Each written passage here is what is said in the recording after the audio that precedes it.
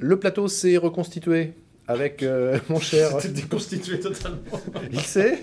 Non, c'était déconstitué, je sais même pas si c'est... Ah non, déconstitué, non, Non. je sais pas. Non, non, il change, Ouais, c'est un il change mix de entre, physionomie, constitué et de... déconstitué. Mais il reste dans la thématique sportive. Voilà. Voilà. J'attendais que vous enchaîniez. Ah non, on y va. Allez, C'est j'enchaîne. parti. Donc on a le plaisir de recevoir Adama Kebe, qui est ni plus ni moins double champion de France Espoir. Bonsoir Adama, bienvenue sur notre Bonsoir. plateau. Et son vénérable maître, Alan Inseke. Ah oui, quand même. Ah, c'est vrai, quand même. Vénérable maître. C'est son coach aussi, alors Qui l'a, forcément, voilà, il je va. faillote un peu avant le passage de grade mercredi. C'est vrai que Félix Bollez pratique le taekwondo. Hein, on peut le dire. On l'a Oui, dit, on très en dit récemment, qu'il- très on le dit, modestement. Il se défoule sur moi. Ouais, c'est ça. Bonsoir messieurs, bienvenue. Alors Adama, pour ceux qui ne te connaissent pas, moi je voudrais que tu nous racontes un petit peu ton parcours qui est assez atypique, c'est-à-dire que tu es de Grand Quevilly, il y a un peu plus de 2 ans, tu étais plutôt un footballeur qu'un taekwondoïste. Et voilà, qu'est-ce qui s'est passé? Et explique-nous comment en 2 ans, tu fais partie des meilleurs espoirs français. Donc il y a un peu plus de 2 ans maintenant, j'ai rencontré Alan dans une maison de jeunesse à Grand Quevilly. Donc il est venu pour faire une démonstration de taekwondo. Et donc on a fait une initiation, etc. Ça m'a plu sur le moment. Par la Qu'est-ce qui te suite, plaisait? Qu'est-ce qui t'a attiré quand on c'est- est au foot? Enfin voilà, c'est pas forcément très ludique tout de suite le taekwondo. Qui fait très bon. Bah, il y a- Zlatan Ibrahimovic, c'est super. Sur les traces de Zlatan. c'est Inversé. le combat, les mouvements, la rapidité, les jeux de feinte, c'est ce qui m'a plu tout de suite. Et donc j'ai fait quelques entraînements et au fur et à mesure j'ai accroché et maintenant on y est. Maintenant on y est. Et pas Il y a de encore des sport marches. de contact avant. Non, aucun, non. D'accord. Football. Pas officiellement. Non, officiellement. Non, mais l'idée, je disais tout à l'heure dans le lancement que c'était un sport qui était certainement en devenir, hein, qui n'était pas parmi les sports les plus connus. C'est une discipline olympique, donc c'est quand même, il y a quand même des Oui. coups de projecteur sur la discipline. Et Tant on mieux. avait un super champion qui était Pascal Gentil. Tant mieux, mais tout ça pour dire, comment vous avez eu l'idée, comment vous avez été au contact de ce sport? Alan. C'est bien de dire. Hein? C'est Alan qui est venu faire une démonstration Il était où? à Grand Quevilly. Où est-ce Non, qu'il mais je veux dire, vous n'aviez jamais entendu parler de cela oui, avant. auparavant. Non, ce que je veux dire, c'est que vous n'êtes pas allé à cette démo pour prendre contact avec la discipline. C'est en y allant un peu comme ça par C'est hasard, la c'est ça? discipline qui est venue au contact. Voilà. Ouais. Oui, Qui était oui là. plutôt. J'avais déjà vu ça au JO auparavant, enfin Pascal Gentil aussi, mais D'accord. à part ça, rien d'autre. C'est vraiment quand j'ai rencontré Alan que... C'est l'effet Alan. Ouais. Alors Alan, qu'est-ce que tu racontes-nous quand tu as vu pour la première fois Adama? Tu as tout de suite vu un diamant brut, comme on dit, dans le milieu ou pas forcément? Oui, non, si, j'ai vu des qualités physiques déjà. Puis j'ai vu sa taille. Donc, il correspond complètement au morphotype. Donc, il est grand, élancé. Après, j'ai vu qu'à la raquette, au PAO, il arrive à travailler, qu'il est souple. Ouais. Alors, la raquette de frappe et le PAO, ce sont des outils que l'on utilise pour taper. Et donc, Adama était assez à l'aise, en fait. Hein. Il avait une souplesse déjà naturelle. Oui. C'est ça. Voilà, Oui. qui n'est pas due déjà à tout le monde, déjà au départ. Non, c'est clair. Il avait déjà une souplesse et puis il comprenait très rapidement les explications. Donc voilà, je me suis dit, tiens, lui, quelque chose. Puis bon, dans les petits jeux que je mettais en place, les petits jeux d'opposition, il cherchait déjà la tête. Les autres étaient un peu timides. Donc non, lui, c'était la tête qu'il voulait. Je me suis dit, On vise les yeux. allez. Donc à mon avis, je me suis dit, Souci oui, il y a d'efficacité. quelque chose à faire. Ah, ouais. Et alors, Voilà. raconte-nous, première année, c'est ça, hein, la première année, Alors, il est sacré champion de France Espoir. Oui, C'est même exceptionnel. nous aussi, notre grande surprise, parce qu'en fait, je l'avais vraiment ramené sur les championnats de France pour qu'il puisse se jauger. faire de l'expérience, voilà, exactement. Puis là, on repart avec le titre, donc on voit en finale, finalement, qu'il gagne, et puis bon, oui, ça y est, les champions de France. Donc, Ça, c'est la version du coach. La version d'Adama, c'est quoi? On va au championnat de France pour s'essayer juste? Oui, c'était vraiment pour Avec ça. un coin dans la tête, si je peux leur en mettre 2-3, je le mettrai quand même, c'est ça? Ouais, c'était l'objectif. On était parti pour prendre de l'expérience, taper au maximum, se faire plaisir et prendre connaissance d'un plus haut niveau. Et donc premier combat, deuxième jusqu'à la finale et Alors, t'es en finale. Tu t'es censé pas être là du tout d'entrée de jeu. Comment tu vois la finale? C'est-à-dire que tu te dis j'ai un coup à faire et avec l'avis du coach, ou alors on est là, on se fait plaisir, ou Ouais, comment est-ce qu'on perçoit le truc? c'est surtout Parce que tous les observateurs ils s'y attendent pas, quoi, j'imagine. je me suis dit j'ai rien à perdre. Je suis là, je me donne à fond. Si je peux lui monter à la tête, je vais à la tête. Si je peux le mettre KO, je le mets KO. Il s'est blessé, donc on a interrompu le combat et donc j'ai remporté. Tu l'as blessé ou il s'est blessé? On s'est... C'est en contact, il s'est blessé, quoi. on va dire. Il s'est blessé, donc... Donc ça a un peu accéléré les choses sur la finale, quoi. Voilà, et donc ça s'est bien... Enfin, ça s'est bien passé, ça s'est super bien passé. Et le 12 janvier dernier, ça s'est très bien passé à Monaco cette fois. Là, c'était vraiment la confirmation. On t'attendait au tournant, t'étais plus une surprise et voilà, t'as confirmé. Raconte-nous un peu ce combat ou Alan. Bah, disons que... La personne du coach d'abord, Bernard Laverse. Oui. Non, il fallait... le staff France l'avait déjà appelé pour qu'il puisse faire une rencontre de gala avec des Italiens et des Espagnols. Donc, il a déjà un pied dans l'équipe de France. Donc, tous ces petits combats-là servent en fait à le tester toujours, à le mettre, à voir comment il va réagir face à des adversaires différents. Mais moi, je voulais quand même qu'il puisse faire ce titre pour pouvoir justement enfoncer le clou et puis qu'il ait des repères, qu'il y ait des repères stables.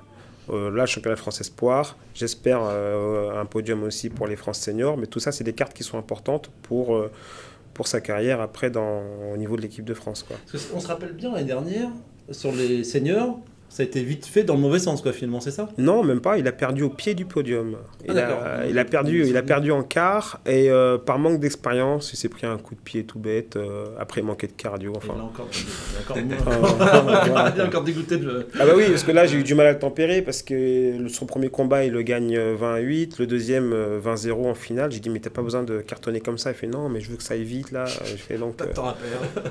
Donc non, ça, en finale c'est un écart énorme. Donc là on va voir comment ça se passait pour le podium national, enfin pour senior. Mais bon. Ça c'est quand? Ça c'est le 8 et 9 février. Ah oui, donc c'est très rapide là. Ah c'est oui. vraiment... Oui. À peine revenu de Monaco, c'est reparti. Si tout se passe bien, c'est la dernière saison d'Adama à Rouen. L'idée, c'est d'aller au pôle France à l'INSEP l'année prochaine à Paris. Bah oui et non, parce qu'il y a quand même son projet scolaire. Tu veux le garder pour toi aussi? Non, parce que voilà, moi, mon rôle d'entraîneur, voilà, si jamais moi, je deviens limité, par exemple, là, au club, on n'a personne pour le faire tourner dans sa KT, s'il a besoin d'aller à Paris, bon, bah, on va l'envoyer à Paris. On fera tout ce qu'il faut pour qu'il puisse atteindre les objectifs nationaux, voilà, j'ai aucun problème avec ça. Ce qu'il y a, c'est que le taekwondo, voilà, c'est une chose, mais bon, il y a aussi les études, et puis bon, là, on essaie surtout de tout mettre en place pour qu'il puisse suivre les deux choses de façon conjointe, et là, c'est assez difficile. Parce qu'à l'INSEP, il n'y a pas la filière qui suit au niveau scolaire. D'accord. Donc, c'est un peu difficile. Adama, toi, t'as envie de quoi? Bah, le sport. Enfin, le sport, c'est sûr, c'est... Non, mais je m'en fous du là... sport. Non, c'est sûr. Mais comme il a dit, le taekwondo, c'est un super sport, mais c'est pas comme le football, on peut pas en vivre. Faut que tu retournes au foot. Après.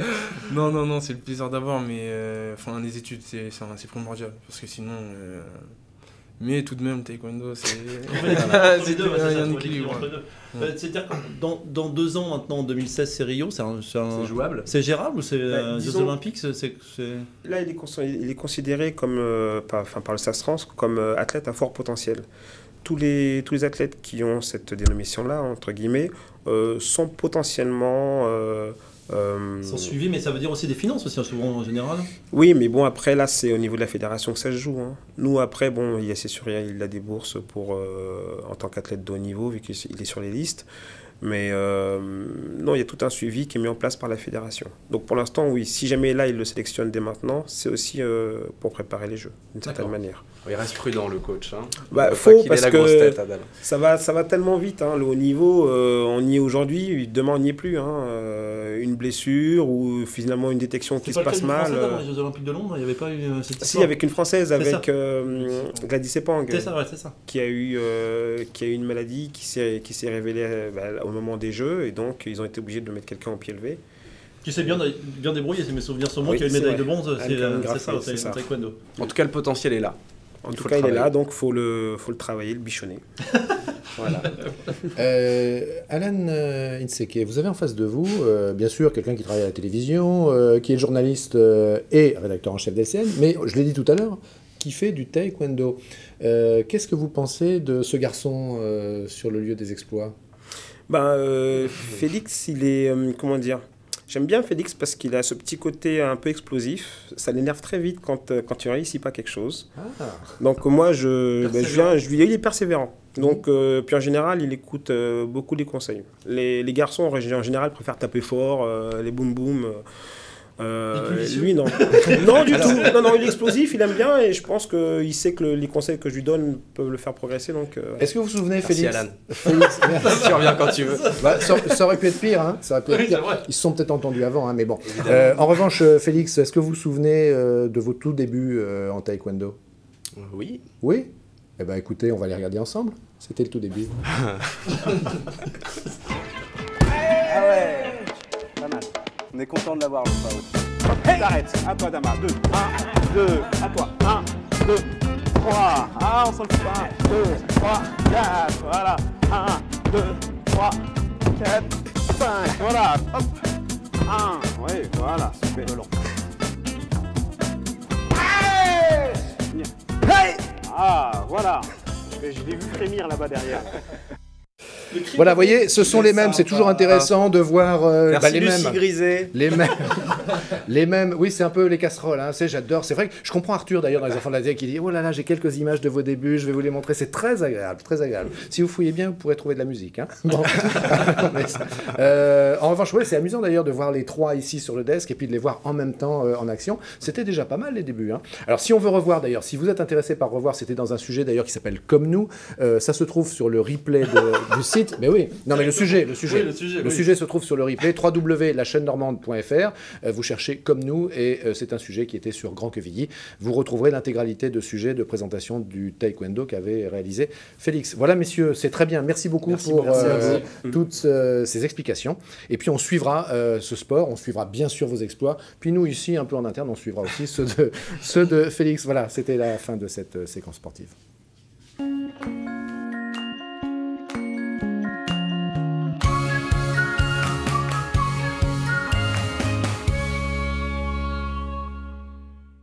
Comment c'est magique sur ce plateau, hein, c'est vrai. On remplace deux joueurs de taekwondo par Eclose. Eclose qui est un... Qui s'est mis au niveau. qui s'installe, il s'installe, voilà, pour être bien. Ah, on me dit en régie qu'il faut baisser encore un tout petit peu. Eclose, C'est des mon réglages cher en ami. direct. Voilà, hop, Superbe. voilà, en direct. Et Jézabel, à côté et Jézabel, Corvelec. donc Corvelec. Qui va nous rendre zen et qui va même peut-être nous endormir et même peut-être vous endormir. Mais ça sera... C'est pas vraiment le but, mais Non, on va voir. Ça. Non, mais On je va suis voir. sûr le vocabulaire n'est pas le bon. Vous allez me dire, mais c'est pas du tout ça. Et c'est pour ça que vous êtes là, pour mieux nous expliquer. Alors, par lequel des deux on commence? Honneur aux femmes. Honneur aux femmes? Bon, il faudra attendre un peu, mon cher Eclose, avant qu'on arrive sur votre art, sur lequel d'ailleurs il y a beaucoup de choses à dire, et c'est pour ça que vous êtes là ce soir. Alors, Jézabel Corvelec, vous êtes installée dans l'Eure, à Passy-sur-Eure, je crois. Vous avez ouvert on appelle ça un cabinet. Oui, c'est un cabinet. Et vous êtes thérapeute en hypnose ericksonienne. Exactement. Alors déjà, on va dégrossir un peu pour les téléspectateurs. Qu'est-ce que ça signifie? Alors, l'hypnose ericksonienne, c'est de l'hypnose thérapeutique, donc qui est différente de l'hypnose spectacle que les gens peuvent connaître. Et c'est l'école de Milton Erickson, en fait, qui est un psychiatre américain qui est décédé en 1980 et qui a révolutionné l'hypnose clinique, passant d'une hypnose directive avec des psychiatres très autoritaires à une hypnose permissive et un langage des possibles, en partant du principe que toutes les ressources du changement sont déjà chez le patient. Donc l'hypnose ericksonienne et le thérapeute en hypnose ericksonienne est un accompagnateur du changement. Voilà. Rien que ça. Ah bah là, on est, Ça veut dire que, alors je sais qu'on utilise l'hypnose pour des personnes qui ne peuvent pas être endormies de façon médicale. Oui, Pour en les opérations, anesthésie ça en fait également, bien partie. sûr. Oui, oui. C'est ça. Et vous c'est l'hypnose intervenez, ericksonienne. dans des hôpitaux, par exemple. Oui, pour de l'anesthésie, de l'hypnose, ce qu'on appelle de l'hypnonalgésie, exactement. Et Pour pour quel type d'examen, par exemple? Par exemple, des coloscopies, des gestes invasifs On n'a pas pas très d'image. agréables. C'est dommage. Ça peut intéresser Sylvain. Ah, bah, écoutez, Oh, je ne savais pas si j'allais la faire, celle-ci. non, mais Je suis désolé. mon cher Félix, vous avez raison, on peut tout essayer. On fait ça à tout âge. Voilà, Désolé. il en profite, c'est du direct. Hein, C'est la télé d'intérieur. oui, c'est la télé intérieure. Vous avez tout à fait raison. Non, mais en revanche, attendez. Non, mais sérieusement, pardon. Moi, quand je vais chez l'ophtalmo, bon, j'ai mes petites lunettes là, j'avais besoin un peu pas. Quand je vais chez l'ophtalmo, elle a terriblement du mal à maintenir les yeux ouverts. Elle me dit, mais attends, il faudrait que je t'endorme pour y arriver. Quand elle veut me faire. Bon, est-ce que l'hypnose pourrait justement pour un examen ophtalmologique, oui. oui, puisque Être elle intéressant. va aider sur des gestes beaucoup plus invasifs, sur les enfants particulièrement aussi. et pour un adulte et sur un geste qui est juste très inconfortable, Ouais. sans aucun problème. Donc, non, parce que je me disais, l'hypnose et les yeux, ça peut pas forcément faire bon ménage, mais si, ça peut fonctionner. Si, parce que l'hypnose, contrairement à ce qu'on imagine, n'est pas dans le regard. C'est Oui, pas en vous voilà. regardant que... Et c'est ça que tout à l'heure, depuis que vous êtes arrivés, tous les trois, N'ose pas. quand vous êtes arrivés tout à l'heure chez LCN, qui va l'accueillir? On s'est dit, tiens, vas-y, quoi, moi j'ai pas envie d'être... Et donc forcément, on scrute le regard. Non, c'est Bon, on pas se le dit regard. d'ailleurs, quand on regarde le regard, là, on n'a pas trop peur, non? Ça Voilà, va, non? pour l'instant. Pour l'instant. Voilà. Ouh, oui, Non, oui, c'est oui. Vous pouvez par me faire le- le pour l'instant, là, c'était pour l'instant. C'est par la parole. Ouais. C'est à la voix, en Ah, fait. ça, c'est étonnant. On peut essayer quelque chose ici. Ah, on va le faire à la fin. Bon, à la On fin, sait jamais d'accord. si on se Mais, réveille mais pas. je suis impatient, qu'est-ce que vous voulez? Trop impatient. Alors, rappelons, on l'a expliqué pour certains examens, mais à qui est destiné en général les séances d'hypnose? À qui vous adressez et qui vous pouvez aider? À tout le monde. Les enfants, les adultes, les adolescents, toutes les indications traitées par la psy traditionnelle peuvent être gérées en hypnose. Donc ça peut être des TOC, des phobies, Ça des permet de deuils. revenir aussi dans le temps, c'est ça aussi? On arrive à revenir sur des séquences spécifiques de la Oui. vie où il y a un traumatisme particulier, on arrive à revenir dans... Alors la gestion des traumas, beaucoup, C'est ça, et même du choc post-traumatique, et très rapidement. Ça permet de remonter le temps si c'est nécessaire, au C'est-à-dire demeurant. que vous ouvrez des fenêtres dans la tête, dans l'esprit des gens, c'est un petit peu ça, des choses qui existent déjà mais qu'on n'arrive pas forcément à On ressortir. permet de réaccéder à une information qui est stockée à un endroit qui n'est pas forcément à un niveau conscient, trouvable facilement. Inception. Oui, c'est ça. C'est cela. Qu'est-ce que vous pensez d'Inception, le film avec Leonardo DiCaprio où il y a les rêves s'emboîtent comme ça les uns dans Marion les autres? Cotillard, c'est ça. Très bien. C'est un délire total ou pas? C'est un délire total, mais c'est basé sur des principes de la psychanalyse plutôt, et sur le conscient, l'inconscient et les différents niveaux de conscience. Voilà. Non, ça va, on continue. Donc les phobies, les deuils, les problèmes de couple, les addictions, enfin Oui. c'est très vaste quand même. C'est extrêmement vaste, et s'ajoute à cela les thérapies de confort, qui vont être l'arrêt le du tabac, qui sommeil, est une alors. addiction, le sommeil, la gestion du poids, la prise de parole en public ou sur un plateau de télé. Alors, ça y est, là, il y a du travail. Hein. Il y a du travail pour décontracter. Non, mais c'est vrai, pour décontracter les gens quand ils arrivent sur un plateau de Oui. télé. Franchement, enfin, je veux dire, nous, on se dit, j'ai coutume de dire aux invités avant qu'ils arrivent, finalement, nous, on a la même caractéristique que les dentistes ou les pilotes d'avion qui transportent des passagers, c'est-à-dire qu'on fait peur à tout le monde, quoi. Quand on est dentiste, on a la trouille, quand on monte en... Et il y aurait. C'est vous dont ils ont Non. peur, c'est des caméras. Non, mais c'est l'environnement, Oui. c'est l'environnement qui n'est pas. Voilà. Et il y aurait du travail. Écoutez, Alors, est-ce qu'on fait une petite démo ou est-ce Ouais, qu'on en approfondit effet. un peu? Alors, juste Yep, avant, oui. est-ce que ça fonctionne? Vous n'allez pas me dire non, mais est-ce que vous pouvez dire que globalement, les résultats sont prouvés?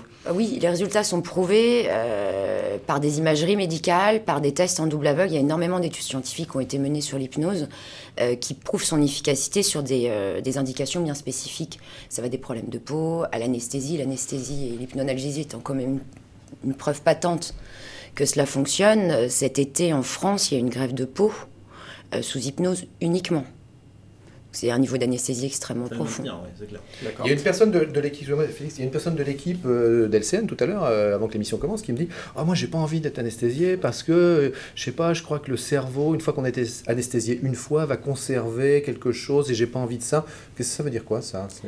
Par hypnose, Oui. que Non. le cerveau va conserver une trace de Oui, l'hypnonalgésie. je sais pas, oui. Non, mais je répète peut-être pas très fidèlement ce qui m'a été dit comme ça en passant entre deux bureaux. mais Non. C'est-à-dire que si on est Au même que titre qu'une anesthésie voilà, il y a médicamenteuse, une aucune fois séquelle d'aucune sorte. Ah non, d'aucune sorte, parce que c'est sur un moment donné, Ouais. c'est un acte donné qui est préparé en amont. Hein. Finalement, si on analyse fondamentalement deux personnes, une qui n'a jamais été hypnotisée, une personne qui a été hypnotisée, elles sont, après l'acte d'hypnose pour la deuxième, exactement les mêmes. Ah bien sûr, ça ne modifie en rien le cerveau, ça permet simplement à votre inconscient de faire le changement dont vous avez besoin. Et on change tous les jours, tout le temps. D'accord. Voilà. Passons à la démo, Sylvain. Vous êtes impatient, je le sens. Passons à la démo. Interactive, hein, les téléspectateurs Interactive. peuvent suivre cette séance. Ben, c'est tout simple, vous pouvez garder, en fait c'est ce qu'on appelle l'induction qui est la première phase, c'est ce qui vous emmène en état hypnotique. On ne va pas y aller parce que c'est un peu long. Je vais vous demander juste de prendre conscience de vos corps sur les fauteuils. Alors comment on fait? Et ben, prendre vous conscience de son vous corps centrez sur vos sensations corporelles. Vous pouvez garder les yeux ouverts ou les yeux fermés. Et vous peut-être sentez les points d'appui sur le fauteuil, vos pieds. Et déjà, vous pouvez identifier qu'il y a une partie de votre corps qui est un peu plus détendue que les autres. Pardon. ou plus drôle. Je sais, Moi, Voilà. Alors, non, Félix, si vous gâchez la démo... Félix, il a l'endroit, il est détendu. Voilà. mais oui. Il est détendu. Et donc, Il aurait fallu faire ça avec des filles, ça aurait été plus sérieux. vous centrez sur cette partie qui est déjà un petit peu plus détendue que les autres et sur la manière dont la détente se manifeste dans cette partie.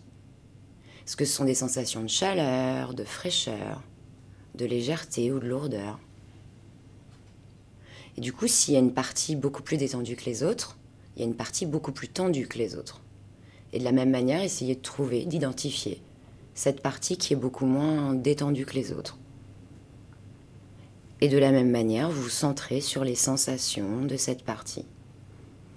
Est-ce que, à l'inverse de la partie la plus détendue, sont des sensations de légèreté ou de fraîcheur? Non mais on se détend, on se Oui, détend. tout à fait. On se détend. Mais il faudrait essayer hors plateau et hors Ouais. direct. sans Mais, plateau. non mais quand même, si on se laisse faire, on se détend. C'est rien Et de plus que ça, en Non fait, mais je comprends ce que... dans l'induction. mon cher Claude, vous n'avez pas joué le jeu, vous avez gardé les bras croisés. Ça Non, n'empêche non, rien. Ah Au bon. début, dès qu'il a sorti une connerie, j'ai senti que j'ai pu... Ah, vous avez démissionné à la première Ouais. bêtise. Non, mais sérieux, j'ai essayé de le faire concentrer, je pense que la boutade m'a... La boutade, ça vous a déstabilisé, Ouais. vous a déconcentré. Bon, non, moi, ce que je retiens de ça, témoignage perso, là, on peut peut-être confronter nos ressentis.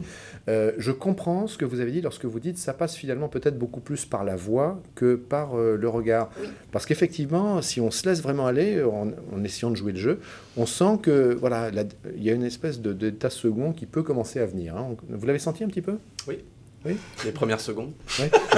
C'est après que ça, c'est compliqué. Bon, Régis, Oui, mais pareil.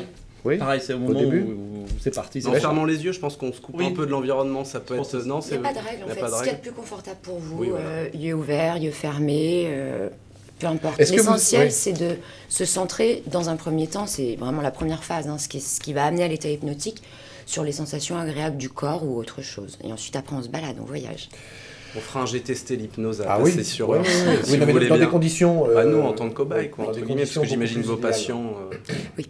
C'est nos secrets médicaux. Il y a une expérience que j'adorerais qu'on puisse faire, enfin je pense que c'est un peu délire. Si Attention. tous les téléspectateurs, on est en direct, hein, donc si tous les téléspectateurs de LCN se mettaient fixement, on ferait un gros plan sur Jézabel, et tous les téléspectateurs de Haute-Normandie regarderaient leur télévision comme ça, d'une manière très intense. Le plus ancien, c'est Dominique Webb qui faisait ça beaucoup Ouais, pour dans voir, les pour années voir si on 70-80 arrive à la vous mettre en télévision. état d'hypnose. Si on s'y met tous, on va peut-être y arriver. C'est possible. Avez-vous déjà été hypnotisé? Bien sûr. Oui, Oui, il faut oui. impérativement avoir été hypnotisé C'est pour plutôt pratiquer pas mal. l'hypnose. C'est mieux. C'est plutôt pas mal de l'expérimenter, déjà parce que, en qualité de thérapeute, c'est bien d'avoir réglé ses petits soucis pour s'occuper des soucis des autres, clairement. Et puis pour se rendre compte, par l'expérimentation, de comment ça se passe, qui est confortable pour soi et pour les autres, ou pas. Et rappeler aux gens qui seraient intéressés de vérifier la formation de l'hypnotiseur en question, parce que voilà. Bah, pour l'instant, en France, et les formations et la pratique ne sont pas réglementées. À titre personnel, j'ai été formée par l'Institut Psynaps à Paris, qui, comme gage de son sérieux, est le seul en France à être certifié par la NGH, qui est la plus grande organisation et la plus vieille d'hypnothérapeutes au monde. Donc ça permet d'avoir une certification au niveau français, mais aussi au niveau international. Voilà, ça peut être un indice de gage de sérieux d'un centre de formation. Très bien, Voilà. merci beaucoup. Merci à vous.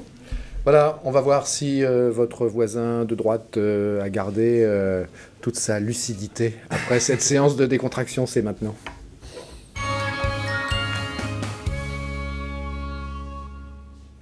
Éclose, mais que se cache-t-il derrière Ce ces pseudo. quelques lettres qui composent effectivement un pseudonyme? Bonsoir Éclose. Bonsoir. Si vous nous faites le plaisir d'être ici ce soir, c'est pour présenter une exposition qu'on peut découvrir en ce moment à l'hôtel Bourterould jusqu'au 28 février, si je ne me trompe pas. Non, c'est exact. Alors, je voudrais revenir sur votre parcours, parce que vous êtes quelqu'un d'assez connu dans le milieu, en tout cas des graffeurs, qui s'intéressent à cette discipline, au street art. Voilà, là vous êtes dans un lieu assez emblématique, assez cossu, assez sérieux, mais avant ça vous étiez plutôt dans l'underground, La partie obscure. la partie obscure de la discipline. Vous avez commencé à 15 ans, dans les années 90. Quelle était la motivation pour À cette l'époque, discipline Artistique. à l'époque, il entendait tout le temps. Veux-tu revenir à la maison? Hein, c'était ça. Ouais, non, en fait, le vrai démarrage, je pense que c'est juste une passion d'adolescent qui a vraiment basculé vers la professionnalisation avec le temps, quoi. Donc, je pense que voilà, Je pensais que c'était vraiment une passion qui allait durer, du coup elle est interdite pour la plupart des choses. Je me suis rendu compte que déjà à Rouen, il existait d'autres mecs qui faisaient du tag à l'époque où je m'y suis mis. Alors le déclic c'était devant l'entrepôt, on m'a dit. Ouais, devant l'entrepôt, il y a Jardiland en ce moment à la Sud 3. Donc ça a été le premier entrepôt de Rouen où il y avait déjà des mecs, même avant, dans la fin des années 80, qui peignaient dedans, qui sont encore des artistes qui existent en tant qu'artistes aujourd'hui. Du coup, je me suis baladé sur une foire à tout par hasard, j'ai découvert cet entrepôt et je me suis pris vraiment une vraie claque dans la gueule de ce que j'ai vu. C'est un endroit où je suis retourné souvent, j'y ai pris beaucoup de photos et avant de me dire je vais me mettre à peindre, il s'est pris déjà quelques années, quoi.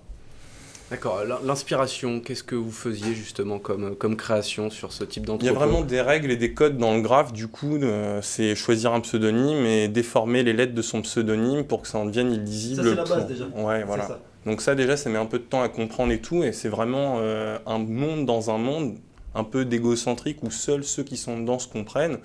Et du coup, il n'y a pas vraiment un discours hyper cohérent, il y a un peu des règles malgré que ce soit un art interdit. D'accord. Alors les friches industrielles, les trains, ça vous vaut quelques déboires en 2004, je crois. Vous faites arrêter par la brigade anti-dégradation. 48 heures de garde à vue, mise en examen. Au début, on vous condamne à 9 mois de prison ferme. Vous aviez tagué quoi d'ailleurs? Un train. Que des trains, ouais, des wagons. Mais enfin, non, mais un modèle. Oui, un TGV. Des TGV. Des... Ah, TGV, non mais voilà. Oui, quand même. Mais c'est pas pas un vieux uniquement train de la pour gare de ça. Sotteville. On voit d'ailleurs que le jeune homme a de l'ambition parce qu'il choisit tout de suite la grande vitesse. Le train le plus rapide. Et voilà, c'est ça un peu le problème dans l'ambition de la vie qu'on peut avoir en général. Dans le graffiti, aller taguer dans des entrepôts désaffectés, c'est un premier cap. Taguer dans la rue, en centre-ville, c'est un autre cap. Voyager, aller dans les plus grandes capitales européennes, c'en est un autre. Et le train et les métros sont les supports privilégiés, risqués puisque protégés, tout ça. Et l'adrénaline que vous parliez tout à l'heure avec le sportif, je pense que c'est exactement la même chose qu'un graffeur peut rechercher. Donc peindre un train de marchandises dans un endroit caché n'a pas d'intérêt, peindre un TGV surveillé sur un quai qui est encore allumé. En pleine vitesse. Ah oui, non, mais c'est ça, mais si on y pense. C'est encore plus compliqué. J'allais dire, Mon ambition s'est arrêtée avant. Oui, c'est ça. L'ambition est quand même été mesurée. Hein. Suspendu à un pont. En appel, on passe à du sursis, avec tout de même 55 000 € d'amende. Ironie de l'histoire, je le raconte tout de suite, c'est que récemment, la SNCF vous a commandé un graphe justement sur un de ces trains qui vous a... Alors, c'est pas sur un train, j'ai fait un projet pour le centenaire à la Saint-Étienne-du-Rouvray, du coup j'ai pas un énorme blocos, quoi. Enfin une grosse fresque pour leur inauguration. Et ils vous ont payé 50 000 €? Non, pas exactement, Ah bon pas exactement, mais ils ont été au courant de mes déboires au démarrage et ils sont pas rancuniers de faire travailler des gens. Ouais. Donc vous êtes rangé un petit peu, je sais pas si ce mot vous agacez ou pas. Non, c'est complètement ça. Hein. Vous avez une galerie rue des Bons Enfants. Ouais. Vous êtes un peu orienté vers la décoration, entre autres. Aussi, ouais. Et vous exposez à l'hôtel Bourteroule. Alors qu'est-ce qu'on peut y découvrir justement comme œuvre? Alors là, des travaux plus personnels, puisque aujourd'hui mon boulot consiste à faire des commandes pour des boîtes de la région, même ailleurs, de faire des décorations aussi, mais de faire aussi un travail plus personnel sur des tableaux où là, je fais vraiment ce qui me plaît, quoi. Donc en l'occurrence...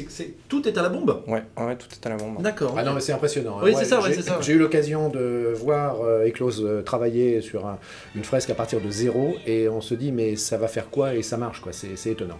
Parce que sur la bombe, on imagine, pour les naïfs, qu'on peut travailler sur des surfaces importantes, mais pas forcément sur des petites surfaces. On est quoi, au pochoir dans ces cas-là ou Écoutez, j'utilise des fois des pochoirs, mais en fait, je pense que le fait d'en faire tous les jours, 10 heures par jour, on arrive vraiment à réduire. Mais par contre, c'est la difficulté dans mon domaine, quoi. Donc là, par exemple, il n'y a pas longtemps, j'ai fait un portrait sur 9 mètres de haut, ce qui paraît impressionnant pour plein de gens, mais ce qui est assez facile, parce que j'ai le droit à l'erreur de...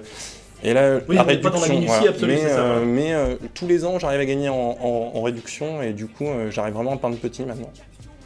Et vous êtes notamment très inspiré par les chiens?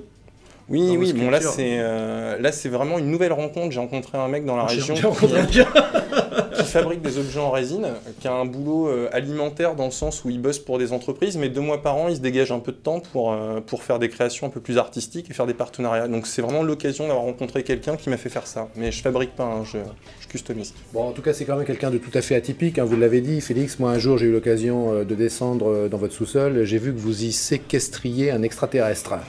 C'est quand même pas tout le monde qui séquestre un extraterrestre dans son sous-sol. Enfin, bon, je suis ressorti en courant. Hein. Bon, en tout cas, à découvrir. Oui, à découvrir. Enfin, bien sûr, c'était une sculpture. Merci beaucoup. Oui, merci de le préciser. Il n'était pas réel. C'est important. je reste ouvert à tout, mon cher Régis. La zone, c'est plus aux États-Unis, c'est ça? Voilà, on part. Allez, on remet du concret dans tout cela. On va parler d'un piano. Il s'agit d'un réparateur. Il se trouve au Havre. C'est un jour en Seine-Maritime. Peut-être vous pourrez prendre contact pour redécorer le piano. On regarde ensemble.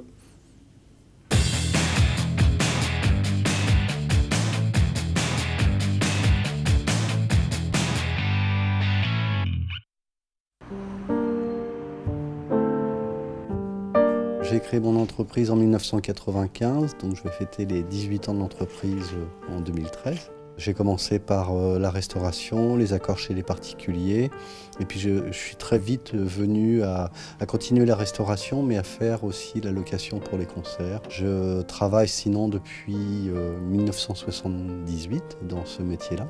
Mon oncle était accordeur de piano, j'ai travaillé un petit peu chez lui, et ensuite je suis parti faire ma formation sur Paris.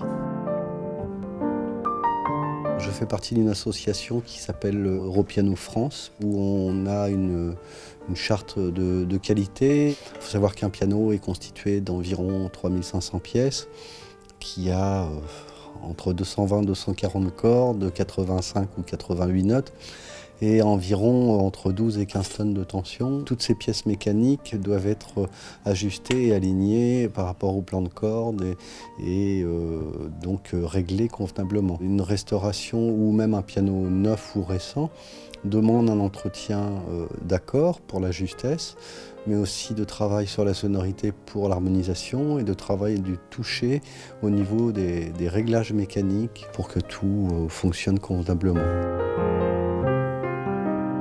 J'ai été contacté donc par le Conseil général de Seine-Maritime pour justement participer au trophée de l'artisanat dans la catégorie coup de cœur des collégiens, où j'étais très heureux puisque ça vient parallèlement à ma demande auprès de la Chambre de métier pour être maître artisan en métier d'art.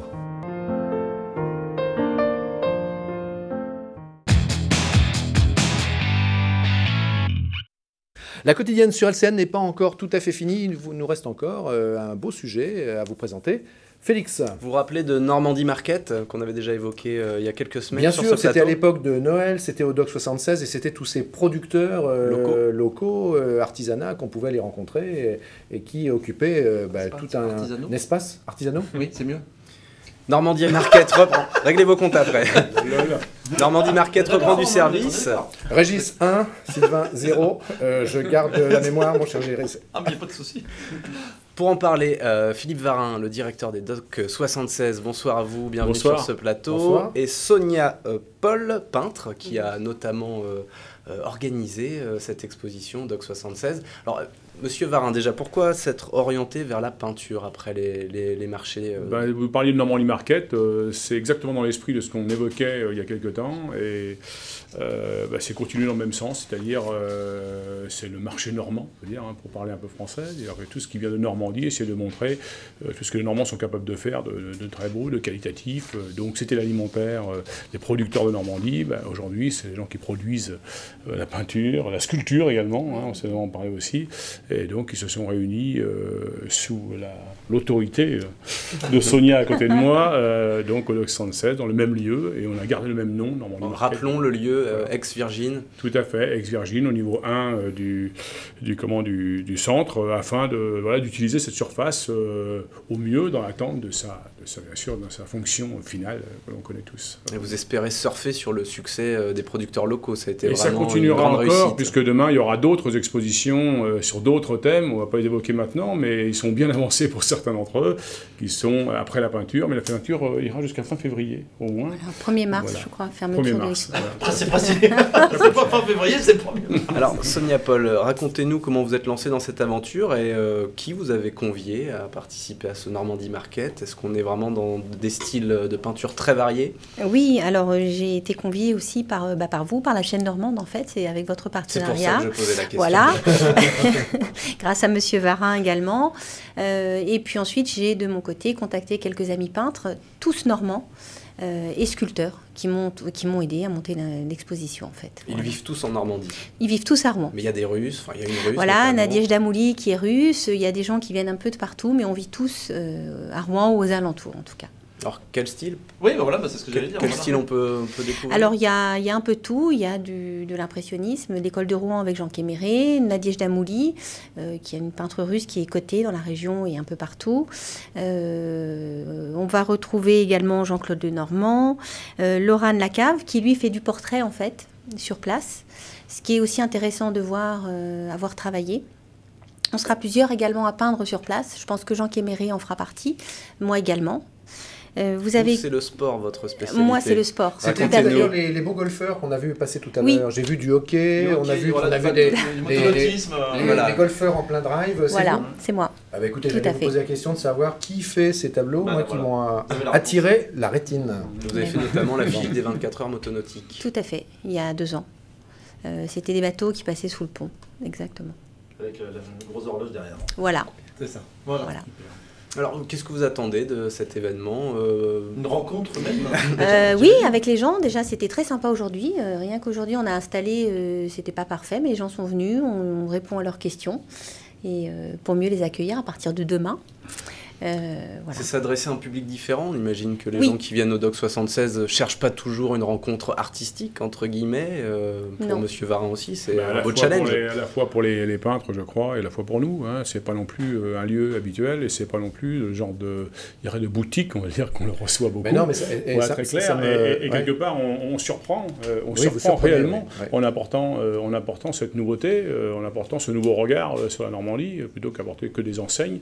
Là, je crois que c'est une vraie bonne utilisation d'un lieu, dans un lieu commercial de qualité comme celui-là, et d'avoir cette qualité, parce qu'il faut en parler, il y a une vraie sélection quand même, on n'en parle pas, mais trop, parce que peut-être elle a été écoutée, mais il y a une vraie sélection de gens extrêmement... Oui, ce sont que des professionnels et des gens vraiment de très grande qualité. Semi-pro, qui sont... Le fait de détourner, en quelque sorte, un lieu de sa vocation initiale, vous l'avez dit, pour effectivement confier au public des œuvres artistiques, ça me rappelle ce qui se fait à l'aéroport Roissy-Charles de Gaulle, où, au lieu que les gens attendent dans les boutiques marchandes, il y a aussi un espace tout nouveau où on présente de très très belles sculptures, de sculpteurs très connus, et les gens ont des réactions qui sont extraordinaires face à ça. Bien sûr, on a sur les Champs-Élysées aussi parfois des expositions magistrales de sculpture, ça s'est déjà fait, et vous parliez juste avant d'un sujet qui, à mon avis, est une très bonne initiative également, d'utiliser des lieux comme l'hôtellerie, des rues, parce que je crois que les gens ont envie véritablement qu'on leur apporte un peu l'art au milieu de la rue, dans leur quotidien, et pas seulement les voir se déplacer vers des lieux où ils sont pas habitués à aller.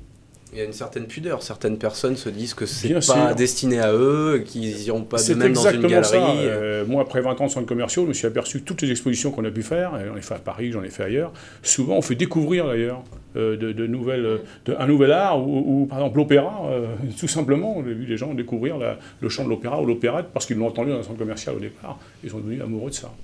Sonia, il y en a pour toutes les bourses, pour les gens qui ont un coup de cœur pour une œuvre. Tout à fait. Il y a une fourchette de prix. Il y a quelques reproductions qui commencent à 30 € jusqu'à certaines toiles à 3 000 €. Il n'y a pas de... Voilà, il y a pour tout le monde. Il y a pour tout le monde. Voilà. Et ce jusqu'au 1er mars. 1er mars. Très bien. Bravo à vous, bravo à ce rapprochement des compétences qui produit ce genre d'événement. Puis vous me direz dans le creux de l'oreille combien le golfeur là tout à l'heure. Vous me mettez une petite pastille rouge, vous savez, celle qui dit que c'est vendu. C'est ça ou un seul? Bah non, je vais déjà commencer à écouter le prix pour un et puis on verra pour les deux. Madame surveille. Voilà, c'est la.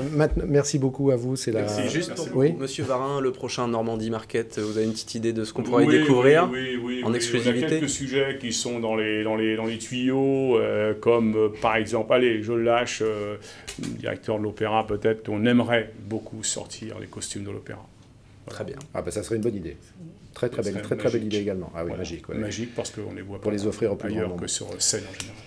Merci Sonia Paul, merci Philippe Varin. Merci beaucoup. Merci quelques mots. La chaîne normande pour son aide précieuse encore une fois sur ce sujet. Merci beaucoup. Merci à vous, monsieur Varin. Merci. C'est magnifique, quelle ambiance. Merci. Et merci aussi à Maëlys Château qui fait partie des cadreurs plateau ce soir. Voilà, c'est la fin de l'émission quand même. Merci.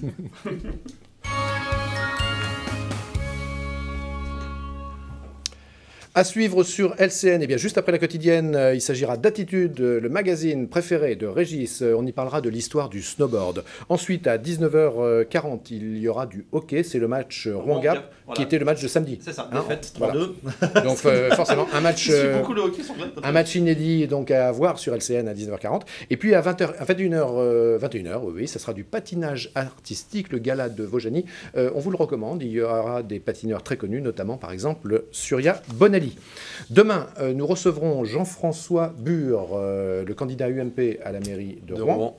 Et puis, un programme fait par vous aussi, Félix, Entre autres. Alors, par exemple, je vous laisse... oui. On va parler d'un ouvrage dédié aux usines locales. On va parler d'un ouvrage dédié aux Yéyé Girls des années 60, entre autres. Ça vous donne envie de revenir demain soir? Oui. Bon, et ben pourquoi pas, hein. On regardera s'il reste un petit peu de temps dans le conducteur. On se redit merci. Oui, comme on se redit merci. Merci à vous. Et surtout, et plus important encore, merci à toutes celles et tous ceux qui nous ont regardés ce soir et qui peuvent toujours nous envoyer sur le mail laquotidienne@lachaînenormande.fr toutes les infos. Et si vous voulez venir sur le plateau pour nous raconter tout cela, bien sûr, c'est possible avec grand plaisir. Twitter, Facebook, mais ça, vous le savez déjà. Bonne soirée, à demain. Bonsoir.